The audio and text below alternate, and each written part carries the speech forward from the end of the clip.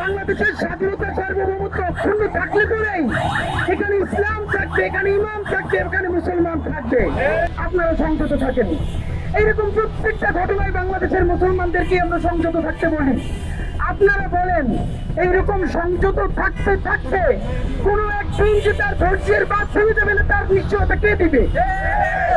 আমাদের কেউ তো কয়দিন পরে মানুষ বিশ্বাস করতে শুরু করবে না। এখন অনেকে বলে থাকেন ধৈর্য দেওয়া কি শুধু এখানে বাংলা মুসলমানদেরই কাজ, তাদেরই সমস্ত দায়? আপনাদেরকে একটা উত্তর দিই ভাইরা, হ্যাঁ, এই বাংলাদেশের স্বাধীনতা সার্বভৌমত্ব টিকিয়ে রাখা, এখানে ইসলাম ইনসাফ দ্বীন থাকবে কি থাকবে না, এর সাথে বাংলাদেশের স্বাধীনতা সার্বভৌমত্ব সরাসরি প্রশ্ন জড়িত।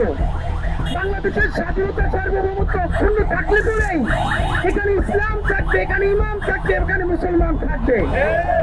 আর যদি এখানে স্বাধীনতা সার্বভৌমত্ব ধ্বংস হয়ে যায়, তাহলে বন্ধুরা আমাদের কাশ্মীর হয়ে যেতে 3 দিনের বেশি সময় লাগবে না।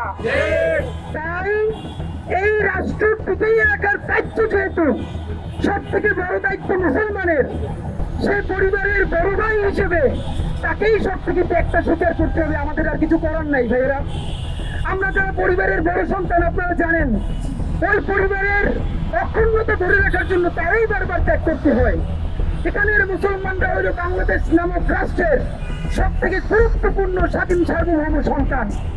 সুতরাং তাই বাঁচাই রাখার জন্য তারাই বারবার ত্যাগ করতে হবে। কারণ এই রাষ্ট্র যদি ধ্বংস হয়ে যায়, তাহলে অন্যদের কোনো দুঃখ নাই, তারা আনন্দই পাবে। আপনাদেরকে আরেকটা কথা আজকে বলি, বাংলাদেশের মুসলমানদের একটা সমস্যা হইল তারা কোথায় কোথায় বলে তারা 90%।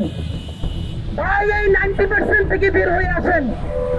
আপনি যতদিন না পর্যন্ত বুঝবেন এই 90% বলার মধ্য দিয়েই আপনার চাইতে রয়েছে, ততদিন আপনি এখানে কিছুই করতে পারবেন না। এই বাংলাদেশের 18 কোটি মানুষের মধ্যে মুসলমান পরিচয়ের মানুষেরা হলো সব থেকে বড় কালচারাল মাইনরিটি।